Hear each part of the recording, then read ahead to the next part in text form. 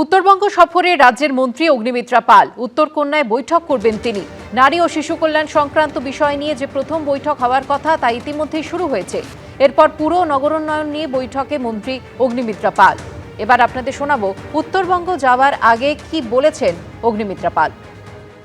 আজকে উত্তরবঙ্গে আমরা যাচ্ছি। আমার যে দুটি ডিপার্টমেন্ট আছে, উইমেন অ্যান্ড চাইল্ড এবং মিউনিসিপ্যাল অ্যাফেয়ার্স, এটা নিয়ে আমরা যাচ্ছি পুরো টিম। সামনেই কদিনের মধ্যেই বর্ষা, এবং গত বছর আমরা দেখেছিলাম কিভাবে ডেভাস্টেশন হয়েছিল, বিপদ এসেছিল। তো আমরা সেই জন্য যাচ্ছি পুরো বিষয়টা দেখার জন্য। এবং আমরা জায়গায় জায়গায় দেখছি তৃণমূল মেয়র, তৃণমূলের কাউন্সিলর কিভাবে পদত্যাগ করছে, ভাবছে বোধহয় আমাদের বিপদে ফেলবে নতুন সরকারকে। কিন্তু আমরা সব রকম ভাবে আমরা আমাদের টিম, আমাদের অফিসার্স, আমাদের গ্রাউন্ড লেভেল ওয়ার্কার সবাইকে নিয়ে এই বর্ষাটা যাতে অন্তত আগের থেকে যাতে কম ক্ষতি হয় বা ওয়াটার লগিং হয়, আমরা সেটা চেষ্টা করছি।